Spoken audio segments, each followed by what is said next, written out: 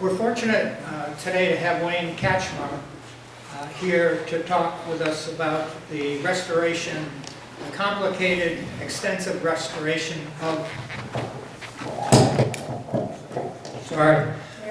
the old First Church.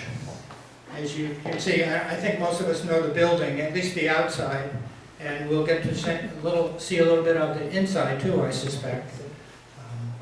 This project is extensive, has taken a great deal of time to get rolling, and we're somewhat midstream in the process. Wayne has served as not only the chair of the trustees during the entire period of the restoration, but has been the unofficial clerk of the works, the person who sees all the pieces and puts it together. We grabbed him and made him the official clerk of the works, and for that we're grateful for his many contributions. In Wayne's professional career, he is an electro-optic engineer. So think of fiber optic cable, defense and medical industry applications, among other things. He has over 45 years of experience in industry and is responsible for over 100 patents. In both his professional and volunteer work, he has overseen the construction and/or renovation of many buildings, ranging from state-of-the-art research and development and manufacturing centers, and most recently our historic church. Again, we are very fortunate to have him leading our project. I'll turn it over to Wayne.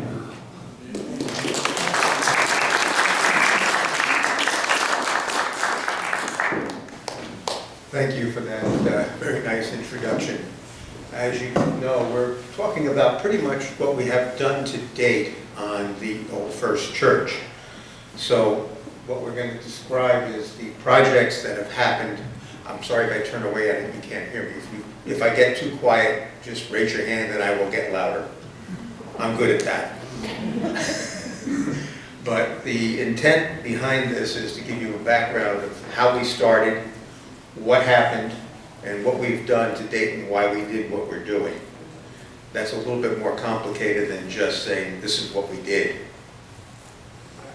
So basically, normal maintenance has been going on at the church over years. It's not like we suddenly left things apart and they weren't able to get things done. Instead, we've been doing normal maintenance, which is the repairs, painting, updating as we see fit. But basically, we noticed some things were happening. Yearly winter repairs to the slate roof were increasing each year. And anyone who has a slate roof knows, slate roof repairs are never cheap. And if anything, they get higher every year. Environmentally friendly exterior paint was failing after 3 to 4 years. This was also a serious concern because we were continuing to paint and having to almost continuously be painting one side of the church. Again, we were maintaining it in an as-repaired condition since the 1937 renovation, which basically is when the original configuration of the church with the boxes and so forth was put back into place, as well as the original windows and so forth were uncovered. Now, along came a thing called COVID. And you wonder, well, why is COVID important? COVID required us to, in order to get back to having live services, so not just the minister and the organist were in church and we were streaming the services, but we all wanted to get back together. So we ended up putting in a life breath system, which basically exchanges the air in the sanctuary. It's a big unit in the basement, but it also has components up in the church steeple, primarily exhaust fans. What it does is it eliminates the so-called sick building environment where you have air that's not exchanged with outside air. In order to minimize that, the horrendous cost of heating outside air on a continuous basis, it recovers at roughly 75 to 90% of the heat of the air it's exchanging. So therefore, we could go back in to regular meetings and groups for worship and other things without having to worry so much about the cost of exchanging the air, and we weren't breathing each other's air. In the process, we were wiring the exhaust stand up in the steeple, and unfortunately, a rainstorm came along, and we noticed that we were getting rained on inside. So this sort of caused us to start to say, what's happening, and where are we going from there? So basically, we looked up on the bell deck, which is where the issue would come from, and we found that the original copper roof was soldered copper, actually lead-coated copper, and that a corner, actually, and let's see if I can show it, this corner right here had dropped down just enough to crack all the way around here, was letting water in right at that beam point, which caused some damage inside. And then, of course, the water was leaking down to the bell deck. But we never saw it inside the church because the original bell deck, before the bell was there, was designed to let water drain through the louvers before the windows were there. So that, at that point, we found the leaks. They were temporarily repaired. So we also then started to look around, and we started to notice that areas up here which hadn't been, I'll use the term, explored or visited since the 1990s restoration work. We found things like columns that had severe rot in them. And considering the fact they were holding the lantern up above that, we got very concerned. As the trustees, we then had to start recognizing what else are we going to find. And we looked down at the roof, and as you know, you heard me talking about the fact that each year we're paying more and more for repairs to the slate roof. Well, this is mainly growth on top of the slate, but we were finding that we were losing more and more slate each year. And that is an indication of moisture on the tile, either above the slate or below the slate. We also looked up into the lantern itself and noted that in addition to problems, it had been patched rather than repaired. And you'll see these plywood pieces sistering the original wood all the way around. And you also see some of these iron bars that act as a support mechanism to hold it together over the years. Likely a lot of this was put in during the 1990s renovation to hold the lantern together. Now that means to do this, you're climbing up in a ladder up above the bell, and the only way to see a lot of this is either by climbing, hanging over the edge, or with one of these monsters that will lift you up on the outside. And believe me, it's not as stable as it looks from the ground. So the results of these inspections, the bell deck copper, that roof was leaking. We temporarily fixed it. It caused some deterioration below it. The columns supporting the lantern were deteriorating. The slate roof was continuing to deteriorate despite regular maintenance, and expensive maintenance at that. The paint over the existing wood was not protecting the underlying façade and possibly deteriorating the framework below. We were finding moisture under the paint. That was concerning. And then we decided we really needed outside expert inspections. This included a local builder, which many of you may know, Preston Niles, a local engineering consultant who came in and looked at the structural issues. And in working with Vermont Preservation Trust, they pointed us to a gentleman who could do a serious historical inspection, Jan Lewandowski. And they in fact helped us with a split. They split the $500 fee with us to have him come down and inspect the issues. Unfortunately, he confirmed our worst fears.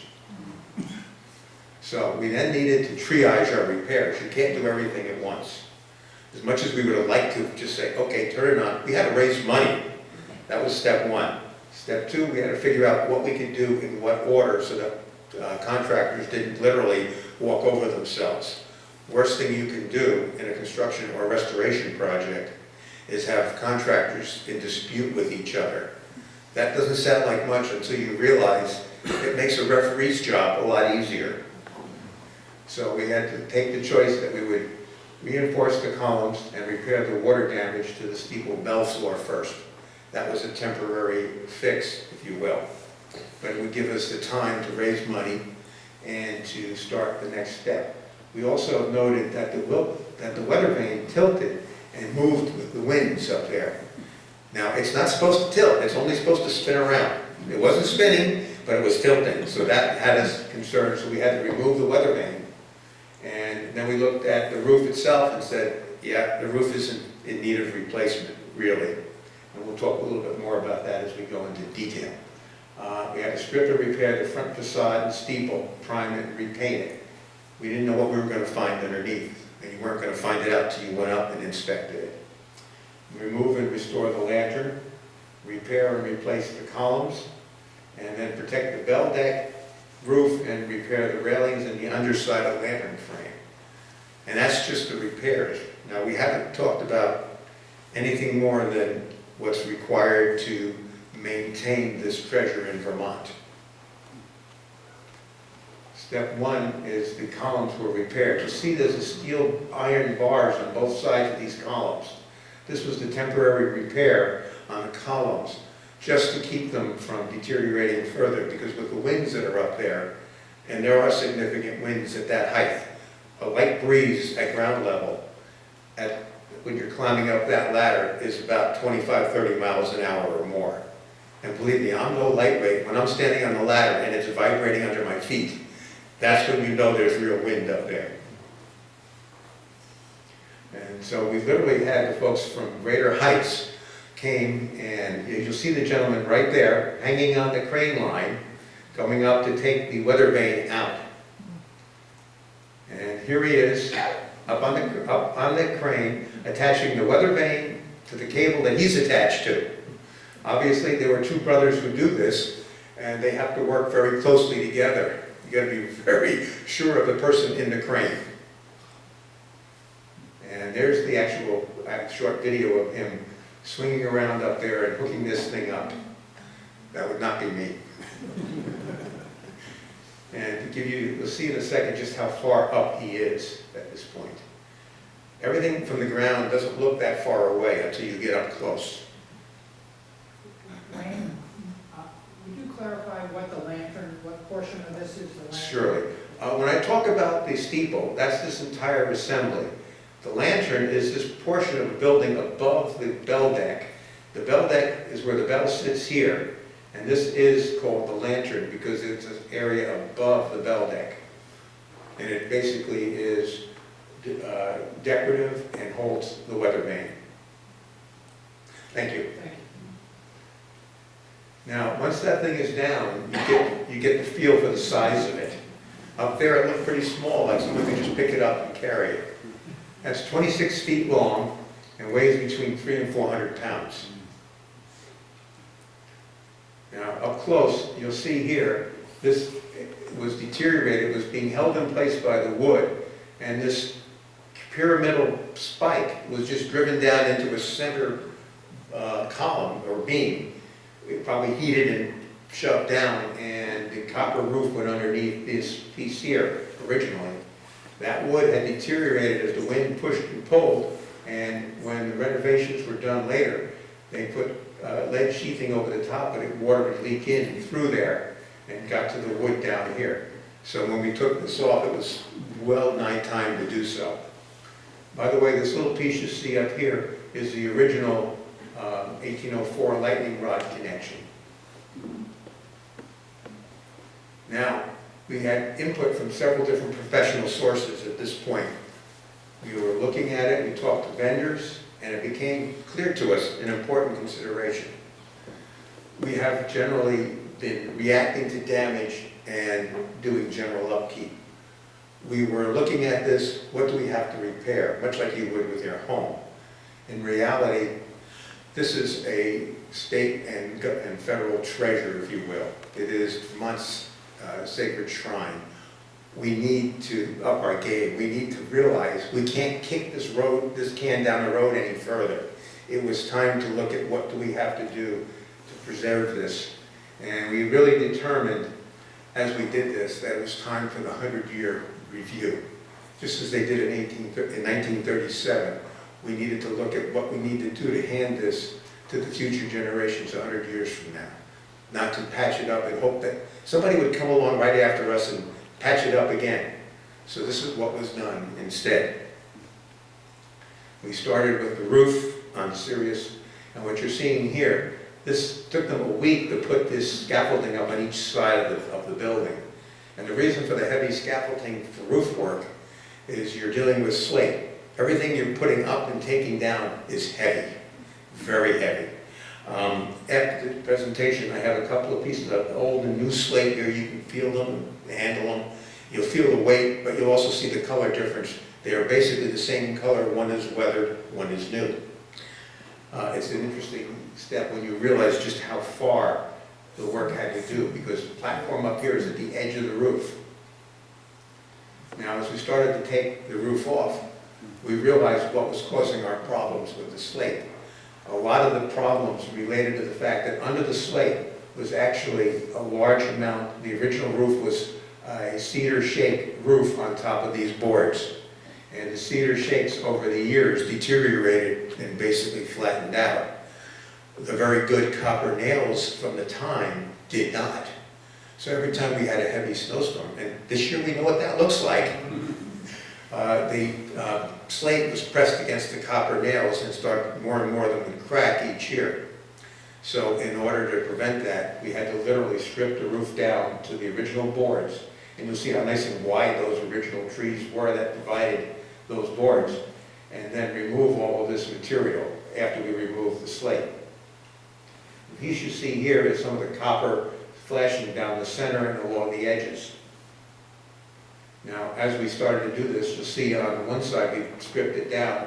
This side hasn't been pulled apart yet, but you can see a little bit of the remains of the cedar shakes roofing there that was pretty well deteriorated to strips, or in some cases powder. So that's why it was needed to do this entire job.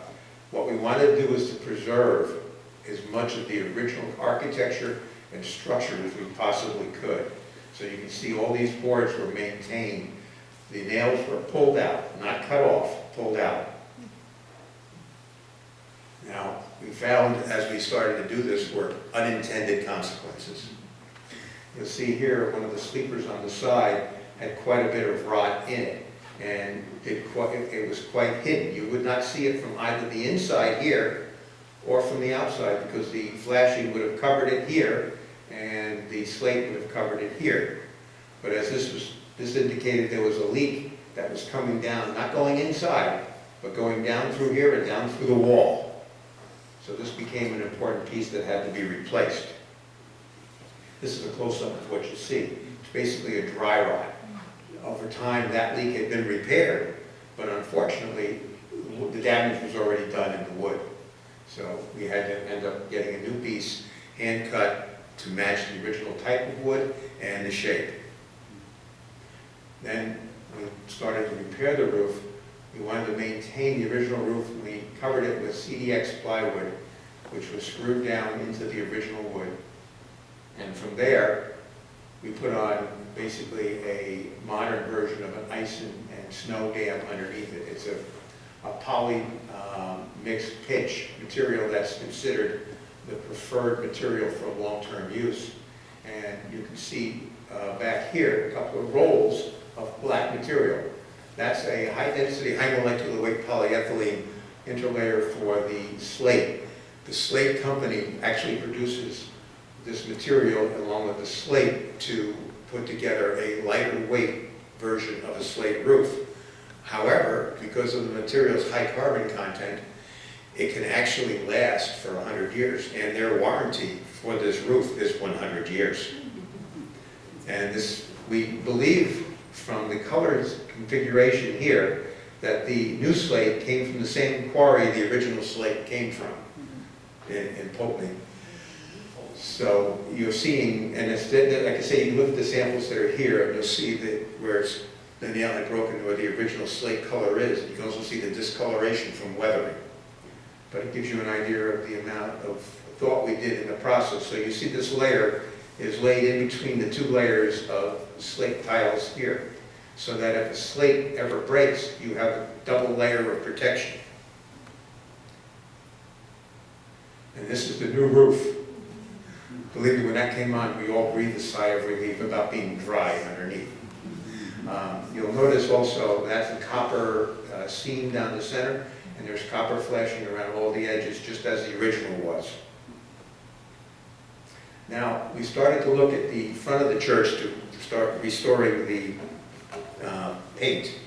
And so, when you're looking from the ground, it looks pretty good.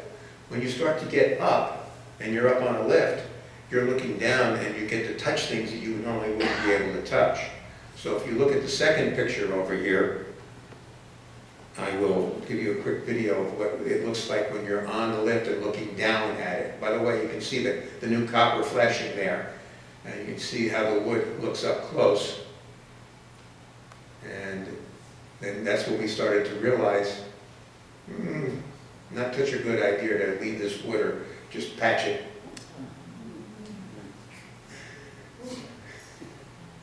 Yeah, it was a little bit of a shock at how much unintended damage we found in this very specialized material. Now, remember, we're doing that on a lift like this, where you're up in the air and you're looking down at things, and that's when you can see the damage you can't see from the ground. This is another video that's probably the most graphic about what we found under the finish work. It looks more like a sponge. So at this point, you've heard the old saying, nothing's holding it together but the paint. In this case, it might have been true. We have found in some areas 37 layers of paint. So that meant this all had to be repaired and then stripped and painted. This is the start of the stripping process here. You'll notice that the workers up there are in hazmat suits, and this was in June and July, and it was hot, but this was all potentially lead-based paint, so lead abatement practices had to be followed. All the paint had to be collected. Every bit had to be taken and treated as hazardous material. I believe by the time we were done, it was roughly 800 pounds of paint was removed from the front of the church. Just the front? Just the front? Just the front, yeah. That's a scary number when you think about it, because there's a lot of layers there. Now, this is some of the area you had to work at. I said the front and the steeple. But you can see working there, these 2 guys are close together. They're stripping paint and trying not to fall into the building, but also they really can't climb up and out. There's not a lot of room to work. Everything was tight quarters. Now, this is the front after it was stripped down. Any paint you see left there, literally, was stronger than the scraper and would stay. The 2 sides here were not yet done, but the front center, this area was done at that point. Now, I'll draw your attention to this. This is the first of the windows that we had to worry about repairing. There were 5 cracked panes in that window there. So, now getting back to this is the molding that we took off. And as you can see, it was literally the paint holding it together. Did you have to replace a lot of the wood? We did. There's some of the new pieces. We took the old pieces and had to have custom knives made to match the original patterns. That was one of the critical factors and one of the higher cost areas that we didn't count on. Unfortunately, when you're doing something like this, authenticity and original practice needs to be followed. And again, our goal is not to, quote, rebuild. Our question is to restore and maintain and longer term. So these are some of the new pieces that were made. This happens to be the flashing up under the roof. Now, that window work you see there, that fellow is, and good, by the way, were the folks doing the painting. And Kent Goodermo apparently has a lot of history of repairing, painting, scraping and painting these kinds of windows. But because they needed the frosted glass, we had to find old style frosted glass because it's not the way it's made anymore. CLI was able to order us up a piece of that glass, but didn't have the bandwidth to do the custom shaping. In fact, that's my wife Susan, who was a glass artist, glass fusion artist, who had the tools and the skills to be able to cut the odd shapes that Kent needed in the window here. And we learned the difference in doing this between a scooch and a hairbreadth.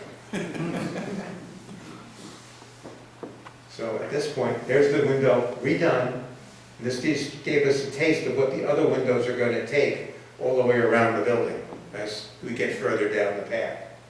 But as you can see, the front of the church, one of our members described it as, it looks like a wedding cake now. Now, while that's going on, we're starting the process up here with Jan Lewandowski and his team, who are probably the last steeplejacks in Vermont, to disassemble and separate the lantern from the top of the bell deck. That's an ongoing process. Roughly that height he's at is about 100 to 110 feet above the ground. So while they looked very nice and stable on that, I can tell you from being in there, the term stable is a relative term, because all you need is to move from one end of the basket to the other, and it moves easily a foot. So you have to think twice about that. Oops, I'm sorry, wrong one. And working up there, you'll see he was taking some of the framing out. This all had to happen ahead of the removal of the lantern, which would have been the next major stage. And that's one of Jan's team members there. And now this is getting ready to take the lantern off.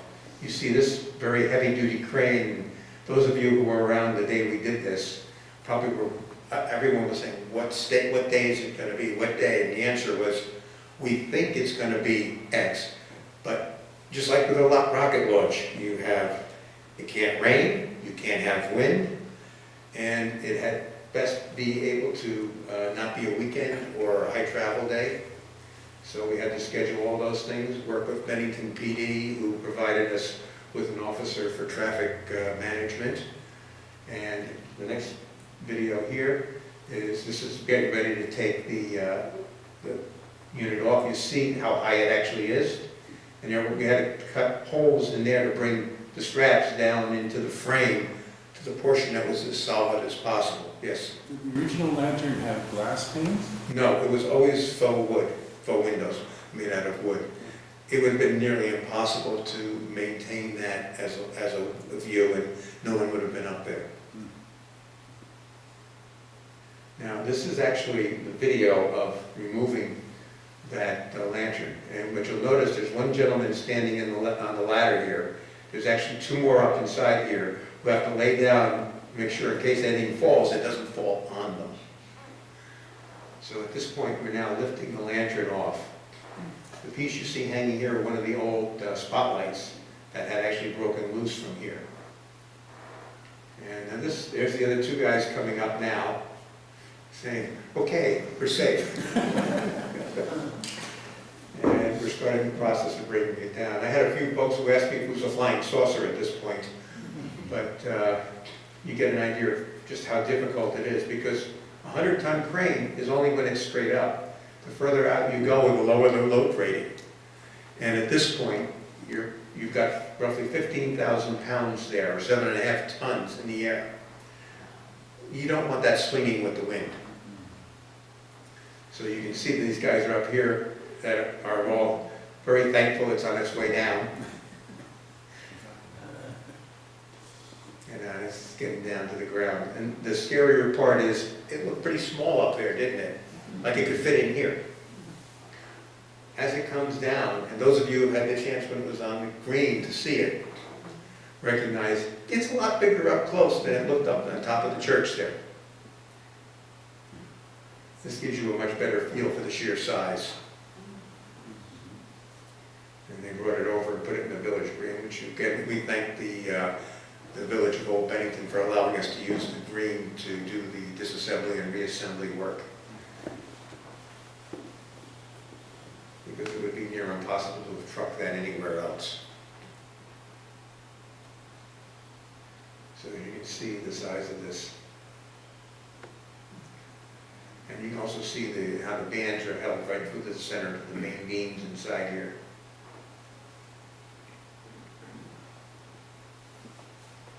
And just round number, that's roughly 26 feet high.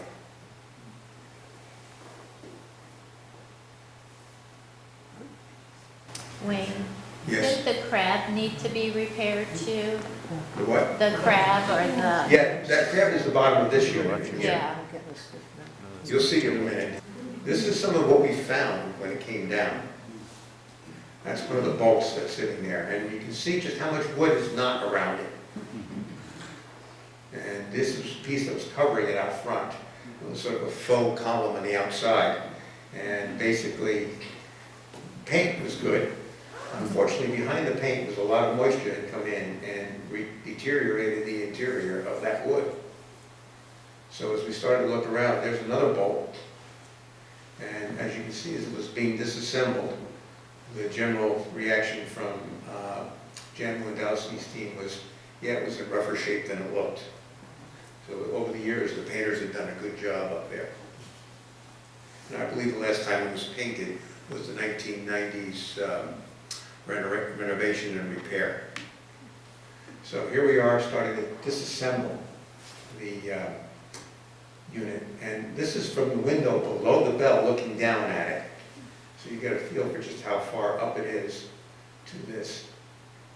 And then we start to look at some of the other damage that was there. That's one of the main upright beams, and you can pretty much look through portions of it. By the time we were done, this is what was left. And the pieces that were salvageable, the original pieces were saved. And a number of pieces were saved that were patterns for new pieces of wood that were made in the traditional method. This is Jan, by the way, that's Jan Lewandowski, like I said, the last steeplejack in Vermont. And we were up on top one time and taking some measurements, and he walks around up there like he's on the ground. Me, I crawl. That's the view from up there, looking down into the town. You're looking east. So you get an idea of the height that we're at. It's actually quite a nice view, which very few ever will be able to see. Now, as we disassembled it, a lot of the outside pieces had to be saved. So that meant there were literally hundreds of pieces to be gone through, and these pieces all had to be sorted out for their viability. Were they usable? Were they not? Could they be restored in some cases if they were critically carved or other components? So you see the pieces that were deemed savable, and there were quite a few of them. We've got probably over 180 here. These were the faux windows. Now, a lot of the boards were saved, a lot of these were, but you can see damage at the end on both of these, so a lot of restoration of the wood itself had to occur. Now, while that's going on, we had to source columns. The columns that we took out were made up of, from the 90s restoration, were not a solid tree, but rather were a composite of boards glued together and turned on a ship lathe. The ship lathe at Mystic Seaport no longer is in use, so we literally had to have these made the way the original ones were made. And Jan and his team carved these out of single tree trunks. And they give you some idea, as they were drying, you would get cracks, so the cracks had to be filled with what they call wood epoxy, which has the same thermal coefficient of linear expansion as the wood. So as it heats and cools, it doesn't crack. It gives the same way the wood does. Now, interestingly enough, when you look at the length of these, you don't realize just how heavy they are either. They're about 1,500 pounds wet, so they're quite a handling issue by themselves. And then we had to actually replace those. So you can see here's the old one, the rotted portions there, and another one right here. These had to come out, new ones going in. And then this is the base of the weather vane. While that was going on, we were restoring the weather vane as well. One of the things I will note for you here is you can tell this is how early this is, because you can see the hammer marks right along the base. This is that pyramidal shaped spike that was in the bottom. And we looked at this, and I brought a certified welder to see, because Jen wanted a 2.5 by 2.5 inch square to put it back in so that we could keep it level and straight. Unfortunately, that was a little easier said than done. I ended up having to build that myself. And believe me, trying to make sure that it was going to be straight when it was done was the biggest fear. In addition, the actual weatherman, now the original is on display here in the museum, but this is a reproduction that was put on up there. But it was in rough shape, and this had to be gold leaf plated on here and painted, as well as other repairs on the weatherman itself. A lot of areas you couldn't weld it. The welder nicely said, "I will never put an arc to this material; it will destroy it." So we had to do some brazing. I ended up brazing a number of small repairs to some of the filigree work, and we replaced some of the 1990s modern hardware with stainless, that was just soft metal, with stainless steel so they will last going into the next century. Again, remember, we're working towards the goal of a 100-year repair, not a short-term repair. We're not kicking that can down the road. We are trying to give the right information to everyone. So at this point, the reassembly has started. These are the new bases. You'll notice that it is all Morrison tenon construction all through here. So it's just as the original, it was done the same way. Same methods, same techniques were used, same materials were used. We are maintaining the original historical accuracy of this. Very little of it was actually replaced other than structural members. Oops. And these are wooden pegs, literally, that were used to hold the frame together. There's some up here of the old ones that you can use. Take a look at afterwards if you want to see what they look like. But these were carved by hand the same way these were done 200 plus years ago. And these are some of the original trim pieces that held the angled roofing area. And the way they failed is that they had a grain that all ran in one direction. And where the grain got long, the bottom would crack right along the grain. So to avoid that, Jan and his team built these and cut them in half and sandwiched a piece of plywood in between so that any grain damage would be minimized. Again, we're thinking in terms of 100 years, not the next 20.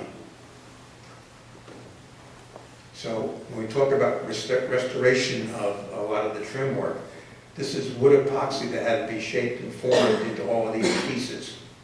Also, in the case of these faux columns, a lot of them were rotted on one side, but we wanted to keep as much of the original wood as we could. So this is a process called sistering, where the original wood that's good is kept, and additional pieces of modern wood are sistered or attached to it to complete the shape. Again, it's a recommended methodology for historic preservation. And here you see the entire assembly going back together. And those samples you saw of the pieces were what were used to hold these boards in place. Now, once we started that, and this was assembled, we now had to put the entire unit with that piece that I had to build here on the bottom. And you'll see that process of literally putting it into that slot. Jan and his team cut exactly a 2.5 inch wide slot. And they'll have a piece that fits in the end that's 2.5 inches. That bar, that iron bar was originally there, and there'll be 4 bolts that'll be used to keep it square. However, Jan pointed out that he's only allowing a 1/16 of an inch play for them to adjust. So I'd better have it square. And as you can watch, they're putting this in. And with his hand in between the unit and that wood, it makes me very nervous because if that crane operator lets it down too fast, it would crush his hand in a second at 300 pounds. So you can see them doing the final alignment. And that top, that 8-sided top, has to fit over the end of this carved piece of wood. And between that and this slot is how we hold the weather vane in place. So you see them putting it back in there. And down it goes. And again, that's the original lightning protection connector, which has not been in use, but the majority of that is still on the side of the building.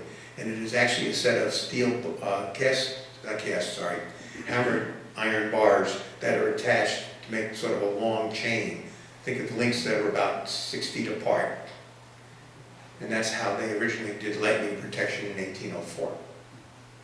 So it's down, as you can see there. And the good news is it was sprayed.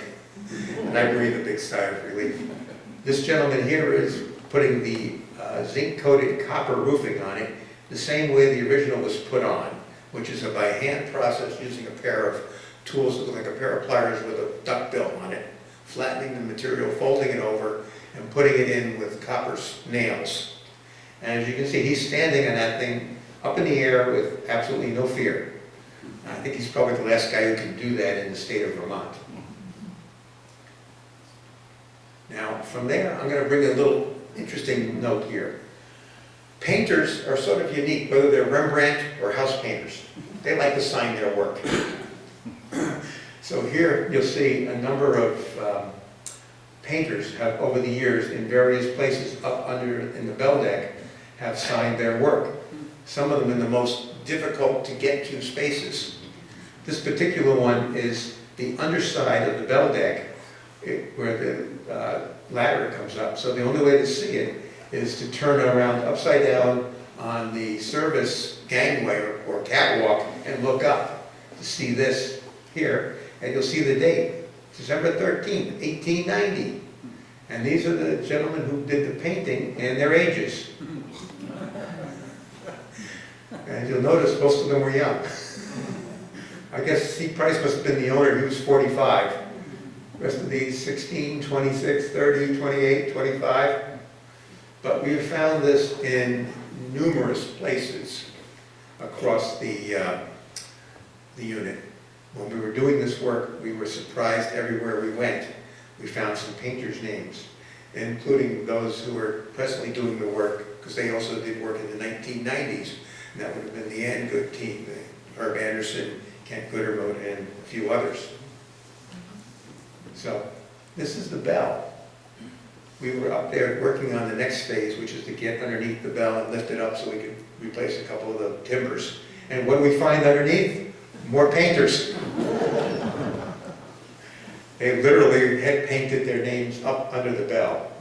By the way, it's a J. Hanks bell, which meant it was cast in Troy.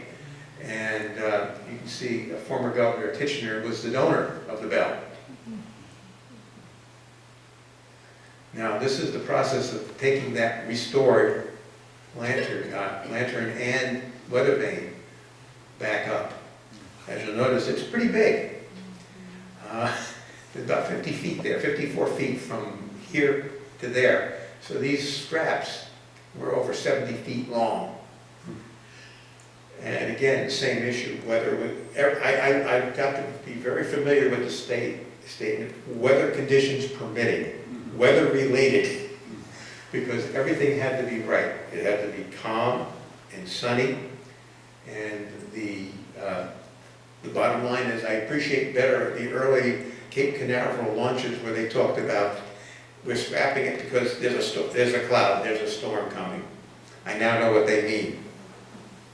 As a kid, I couldn't understand why it took so long. I do now. So here we are today. This portion is back up. You'll notice that the railing is off.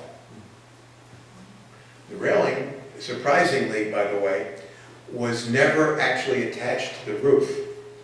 The railing is held in place by the 8 columns because they would be on the inside of the rails, and the square of the rails were held together in the corners. Those are actually, those are actually ready to go back up. They've been restored, and they're sitting in the warehouse right now. I'm not sure why that's... I didn't think I got that much louder, but these 4 pieces will actually interlock at the corners, and they will be held in place so they will not put a hole in the bell deck. The bell deck, in order to maintain the original copper roofing, we're putting a olefin roof over the top of it with a slab so that water and ice and snow will slide off. It'll protect the original bell for future generations or the original roof who may want to see the type of construction. But reheating with a flame, a lead soldered roof on top of dry wood just didn't seem like a good idea. So that's part of the reason you're seeing this process take a little longer than you'd like to, because again, whenever we do this work, we got to worry about how dry is it, how hot is it. The roofing cannot go on a temperature below 60 degrees for a day. So therefore, you can't take the risk. Oh, it's warm this afternoon, we'll sneak up there and put it on. You have to wait till it's been warm for a couple of days, day and night. So that's the next step in the process. Once that's in place, these will go up and get strapped together. A final replacement of 2 pieces of the frame of the bell will occur, and we'll be able to ring the bell again. Yes? Did you have to worry about becoming higher temperatures, or very high temperatures that might be involved in the future? Actually, no. That's one of the reasons for going with the olefin, is that it's a thermoset material. Once it's installed, it can't melt. And by the way, the group we're working with to do that roof will also put a matting over it, so where we have to walk, we're not actually walking on the roof, but on a thermally attached matting. But yes, thermoset material is preferred simply because of the fact that it will not remelt regardless of whether we get a reflection from the sun or other issues. One of the concerns would be that the bell could reflect enough heat if the sun was at the right angle. So to avoid that, we're basically using a thermoset material.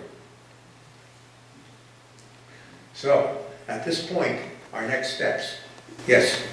Are you going to be able to ring the bell from inside the church? Yes. Is it Well, from- powered or is it mechanical? I'm sorry? Is it powered or is it mechanical? It's mechanical. It's a set of ropes, and they're a custom size. They're not 3/4, they're not 1/2 inch. They're approximately 5/8 of an inch exactly. Anything smaller, you have leaks. Anything larger, it will not fit through the openings. And they have to fit over a set of carved wooden rollers. So the size of the rope actually matters. And so on. So, yes. A question about the Jane Hanks bell. Is that the Jane Hanks that formerly lived in North Bennington? Jay Hanks? Yes. I don't know that. I know that the Hanks Company, the Jay Hanks Company is in Troy. So it is still in existence? Yes. So anyway, that's the status of where we're at today. The basic shell of the building is pretty much intact. Where we're moving forward to is our next steps. As I've said, this is a Vermont treasure, and our goal is to preserve this. We're just caretakers of this building for 40 or 50 years and to move it on to the next generations. But one of the things that happened is this was done before people thought about getting in and out in wheelchairs or mobility restricted situations. So our major goal going forward is ADA accessibility. And on a building this old and this historic, that's not as easy as it sounds, because you have to get in and out, and the front of the building is probably the most photographed church in Vermont. So bringing in professional historic architects with good ADA experience who can work with us on that. And if anyone has ever been up there and had to use our, and I briefly call this restroom, they understand why we have a need for an ADA accessible restroom. Our present restroom consists of a small toilet in what was originally a wood or coal bin and became a janitor's closet, which feeds to a small cesspool just outside the parlor. And it's very cold. There is no heat in it, yes. And I can tell you from someone who's crawled underneath there to heat that up, yes, it is definitely a need. And that means that sewer lines, which are scarce in Old Bennington, need to be done. We need to stabilize the foundation long-term. We've done repairs and maintenance to correctly repair it, but we need a professional to go through the interior and the exterior of those rock foundations and make sure they're solid. Remember, this was built over graves, so we cannot go down. We don't want to disturb anyone underneath us. We need to restore the original windows, which are temporarily protected by storm windows. And I would believe, from what I can see, the storm windows fall under the category of what you saw in the front of the church. They are held together a lot more with paint than wood, but they have protected our original windows, so restoration will be not terribly difficult. We need to strip and repaint the remaining 3 sides of the building. In fact, that is scheduled to occur this summer. That'll be hopefully a little less catastrophic than the front of the church because we have much less of a facade to deal with. We upgrade the wiring and fire alarm systems. If you've been in the basement, there's a mixture of wiring from the 1930s to present. And it's a little scary in terms of, while it meets code, we want to update it because we do not want to have to tear walls apart to put new wiring in. And modern techniques like digital electricity will allow those types of wires to be used safely into the next 100 years. And also fire alarm systems, upgraded technologies keep moving better and better. We want to use that. Again, our goal is to protect this for the next long-term use, not the next 10, 20 years. We paint the interior of the building. It's starting to show a little bit of signs of wear and tear. It is literally, the last paint job was done in the 1993 restoration, and a monitoring system to note structural change. This is something that only became available in the last 5, 10 years, where you use 3D cameras and lasers to measure the structure and look for any movement change so that we can proactively stop any shifting in the building that may cause a problem. And last, obviously, in today's world, updating a security system and security methodologies for this church. So, One other question about where the work, they showed us a number of pictures of the work going on in a building. Was that up at the church or was that somewhere else? that was actually the warehouse I have in North Bennington. We were able to borrow some space. And that work was done there because they needed a dry, clean, warm space to do the work over the winter. And in all honesty, there was no space in the church. And to try and work in the basement, if you've been in the basement, you'd understand my concern. You really don't want to do anything down there. You don't have to. We do enough as it is. And so far, we haven't disturbed anybody. We want to keep it that way. Wayne, how many graves are down there? Do we know? I do not know that answer. And they're not marked, are they? No, that would be a question for the cemetery folks who could probably better answer that. All I know is we don't want to find out. Yes. You had cranes to take the lantern up and down. They didn't have cranes when this church was built. It was built on site up there. They would build there would be a scaffold all the way up. They scaffolded the way up. Yeah. When you think about what they did back then, it is quite amazing. Yes. Will you be revisiting the exterior lighting? Yes. So that it won't distort the shape? Right now, what's there is the old lighting on the ground. We would like eventually to put all the lighting at ground level for easier maintainability. But once the railing is back up and the bell is done, a simple lighting system mounted off of the columns will allow for maintainability for the short term to light the top of the lantern. I'm also concerned with the shape because part of it was in shadow, so that it didn't look like it was the whole church. I understand, and that's because of the fact that we're not going to do a lot until we're finished. Because every time you put a piece of equipment in place, or a lift or whatever, it seems like they knock the lanterns out of alignment. And I'm not going to argue with workmen, it's tough enough to move that big a machine around. But until that's done, it makes no sense to keep fiddling with it other than to get a general center. So with that, some good news. Phase 2, which is what we've just talked about. This past year, we've received, through Senator Welch's office, a $500,000 National Park Service matching grant to do Phase 2. And we've already raised $100,000, but we still need $400,000 in order to access that. Matching grant means for every dollar we raise in Phase 2, we get $1. So we're still looking for about $400,000.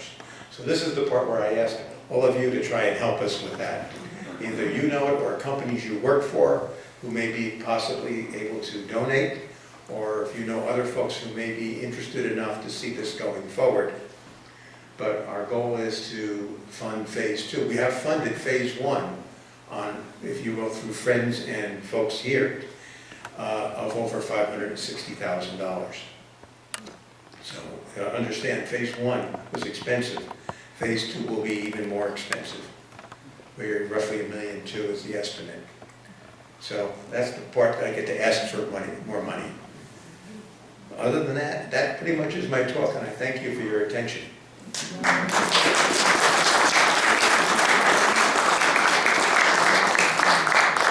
Before you go there, just a second. For those who are interested, the Old First Church Open Church Group is having the building open till 4:30 today if you want to walk up the hill and take a look inside. So it's open and available for you. You had a question, Do yes? you know much about the Williamsack renovation? I know nothing about the Williamsack renovation. It looks like a bigger project. And no, I have not been involved in that. I would love to see it sometime, but that's about it. The other side, just so everyone is understood, the church as a worshiping body has a separate business, if you will, not a business, a separate accounting from the restoration of the building, because a number of people may not want to, if you will, contribute to the Old First Church congregational, but to the building restoration. So it is kept in separate funds and accounted for separately. So there is that option as well. But both are fully 501c3 viable. Yes? The organ, is the organ in part of the restoration phase 2, Wayne? No, Do you not know? at this Because I point, know no. that's quite a, That would be further down the road, and how much would you say that would be to repair? depending on Or what has to be done.